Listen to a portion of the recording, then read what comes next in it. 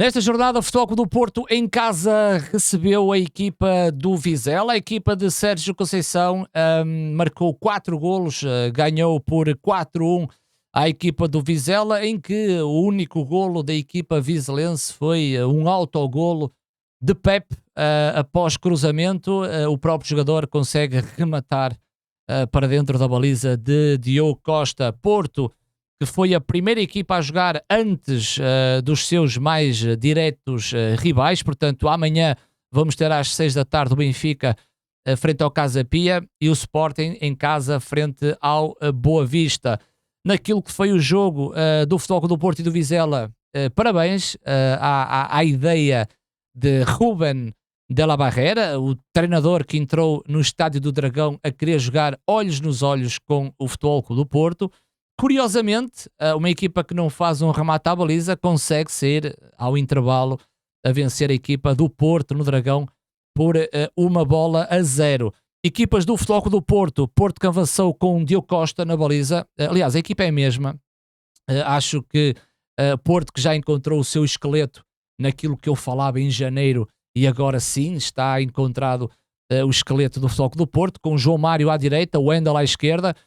Pepe e Otávio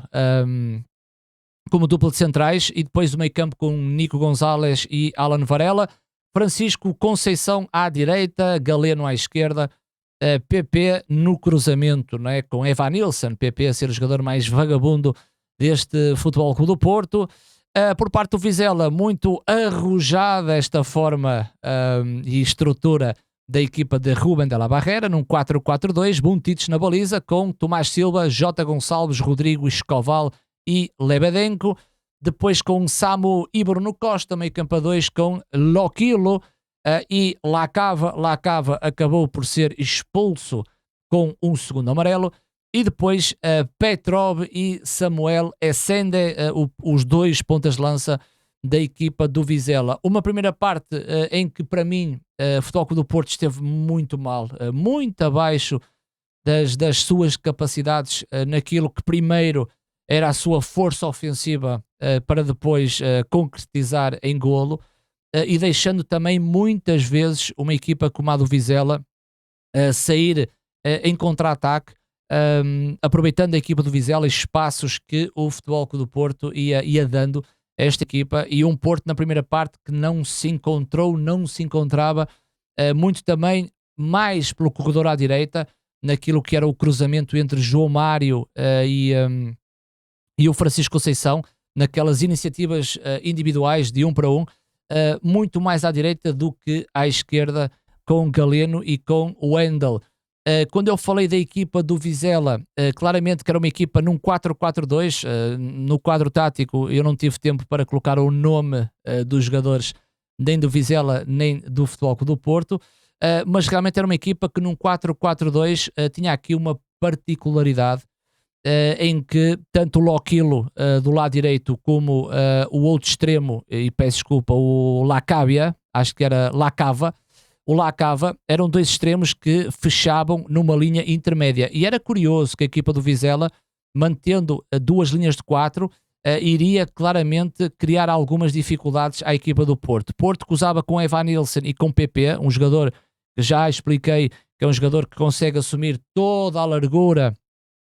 do terreno, jogando atrás da equipa, atrás de Evanilson. Depois com Galeno e Francisco Conceição, jogadores que abrem a frente de ataque da equipa do Porto, sabendo que o Wendel é um jogador que vai muito por espaços interiores quando o Galeno está fora, e então Loquilo era um jogador bastante importante para fechar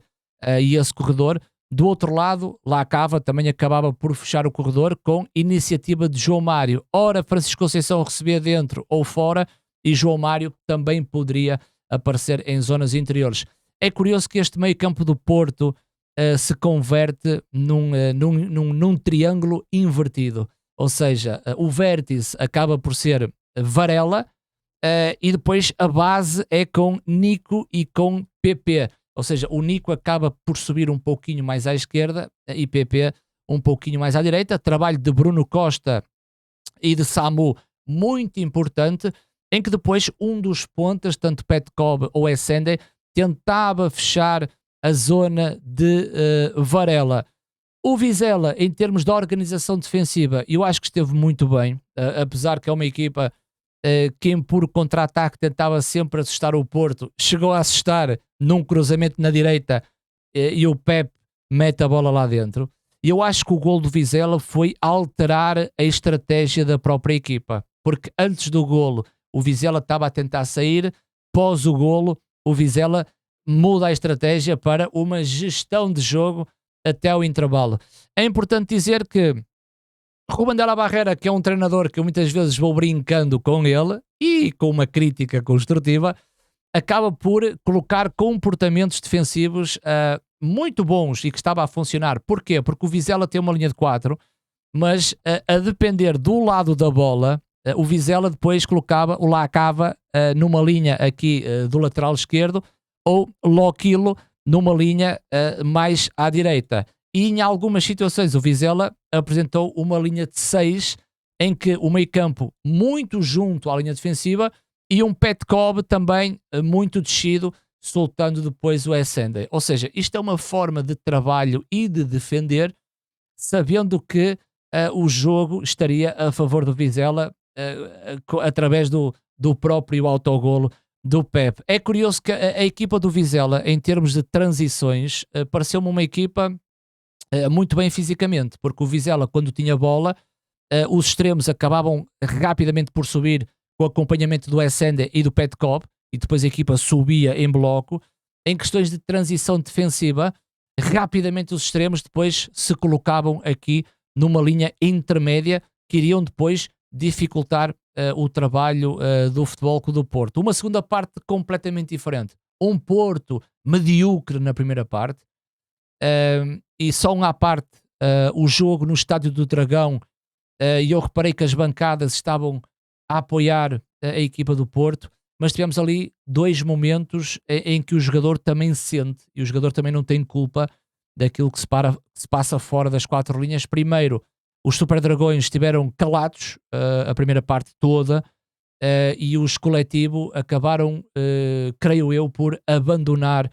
o Estádio do Dragão, e depois, ao intervalo, quando começou a segunda parte, notou-se uma mancha enorme da ausência dos Super Dragões, e creio que para o jogador é uma situação que, ok, eles são profissionais, têm que jogar, estão numa situação de uma derrota ao intervalo,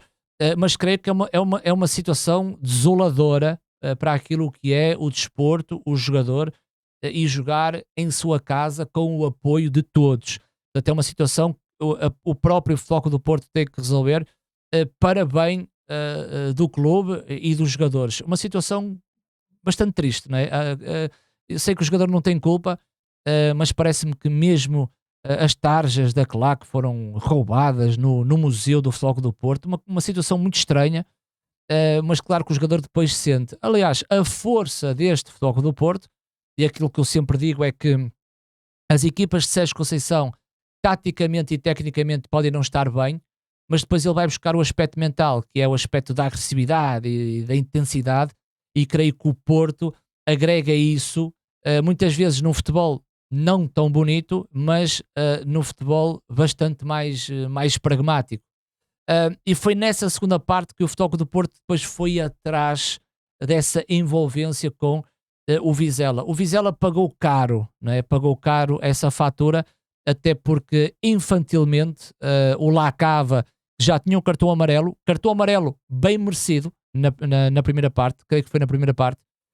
e depois há um lance no seu corredor que ele, já tendo amarelo, faz uma segunda falta para cartão e é expulso.